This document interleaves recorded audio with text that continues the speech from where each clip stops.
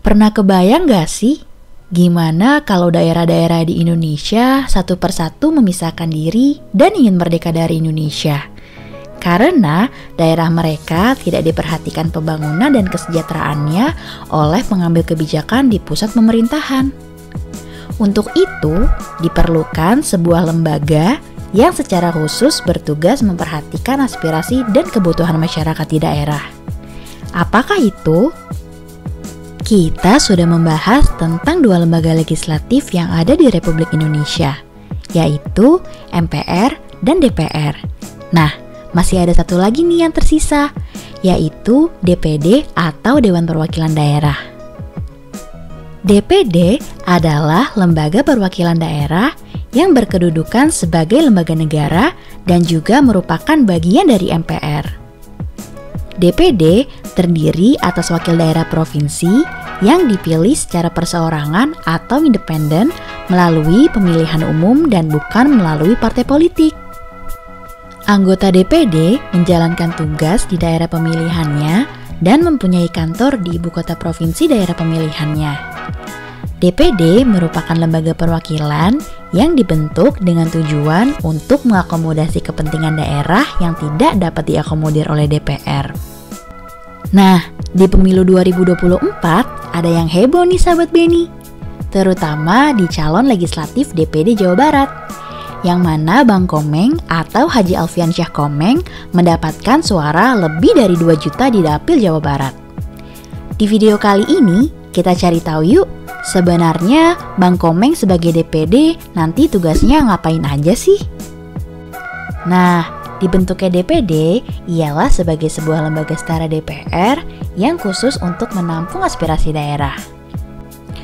Jumlah kursi anggota DPD untuk setiap provinsi ditetapkan sebanyak 4 kursi dan daerah pemilihan untuk anggota DPD adalah provinsi. DPD berperan untuk menampung aspirasi dari konstituennya serta dari masyarakat di daerah pemilihannya terkait dengan isu apapun yang menjadi permasalahan di daerahnya tersebut. Untuk menjalankan perannya, DPD memiliki beberapa kewenangan loh. Pertama, DPD ikut membahas rancangan undang-undang yang berkaitan dengan otonomi daerah. Pada tahun 2019, DPD menghasilkan sejumlah rancangan undang-undang atau RUU yang mendesak untuk dibahas. Di antaranya tentang pengelolaan kawasan perbatasan, daerah kepulauan, peningkatan pendapatan asli daerah, dan pemerataan pembangunan daerah. Kedua, DPD berwenang membahas pembentukan dan pemekaran serta penggabungan wilayah daerah-daerah. Misalnya, pemerintah daerah Kota Tidore Kepulauan Provinsi Maluku Utara yang akan mengajukan pembentukan 2 kecamatan baru, mendapat dukungan dari anggota DPD daerah pemilihan Maluku Utara, yaitu Husein Altingsyah. 2 kecamatan baru yang akan diusulkan tersebut adalah Kecamatan Tidore Barat dan Kecamatan Pulau Maitara. Alasan rencana pembentukan kecamatan baru ini adalah karena Tidore Barat dan Maitara memiliki potensi yang bisa menjadi nilai tawar secara historis maupun ekonomis. Ketiga, DPD dapat melakukan monitor dan mengevaluasi berbagai peraturan daerah atau perda dan rancangan perda atau raperda. Dengan tugas ini, DPD memastikan bahwa semua peraturan di daerah tidak ada yang saling bertentangan satu dengan yang lain. Tentu saja, ini sangat penting untuk iklim investasi di daerah-daerah. Kalau banyak perda yang saling bertentangan, maka akan menyulitkan investor untuk menanamkan modalnya di daerah-daerah, sehingga perekonomian dan kesejahteraan rakyat di daerah akan sulit meningkat. Apa aja sih syarat seseorang untuk menjadi anggota DPD? Untuk menjadi anggota DPD, seseorang harus merupakan warga negara Indonesia yang telah berumur 21 tahun atau lebih dan tidak sedang menjadi pengurus sebuah partai politik. Persyaratan lainnya sebagaimana pejabat negara pada umumnya sahabat Beni. Kamu bisa lihat di pasal 181 dan 182 Undang-Undang Nomor 7 Tahun 2017 tentang Pemilihan Umum. Selain persyaratan perseorangan, ada juga persyaratan dukungan minimal. Contohnya, Untuk provinsi yang berpenduduk lebih dari 15 juta orang seperti Jawa Timur, harus mendapatkan dukungan dari paling sedikit 5.000 pemilih.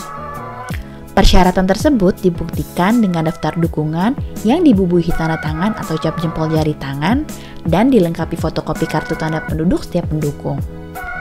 Setelah resmi terpilih, seluruh anggota DPD akan disumpah jabatan. Salah satu kalimat dalam sumpah jabatan tersebut adalah bahwa saya akan memperjuangkan aspirasi rakyat dan daerah yang saya wakili untuk mewujudkan tujuan nasional demi kepentingan bangsa dan negara kesatuan Republik Indonesia. Dengan kata lain, tugas dan tanggung jawab seorang anggota DPD adalah memprioritaskan kebutuhan dari daerahnya agar dapat terwujud. Bagaimana sih cara masyarakat berpartisipasi dalam peran dan kewenangan anggota DPD? Cara yang paling efektif untuk menyampaikan aspirasi masyarakat kepada anggota DPD adalah pada saat masa reses, yaitu masa di mana anggota DPD melakukan kegiatan di luar masa sidang, dengan menemui rakyatnya di daerah pemilihan masing-masing. Penyerapan aspirasi secara langsung dapat dilakukan dengan mengikuti kegiatan tatap muka, seminar, lokakarya, dan kegiatan lain yang diadakan oleh anggota DPD di wilayah kita masing-masing. Aspirasi yang dihimpun kemudian dibagi ke dalam tingkat prioritas, sehingga dapat terlihat aspirasi mana sih yang harus segera ditindaklanjuti dan mana yang dapat ditindaklanjuti kemudian. Gimana sahabat Beni? Kalian tertarik gak untuk ngikutin jejaknya Bang Komeng untuk jadi anggota DPD? Nah, kira-kira aspirasi apa sih menurut kalian yang masih belum diperhatikan oleh pemerintah kita? Tulis di kolom komentar ya. Sampai jumpa di video pembelajaran berikutnya.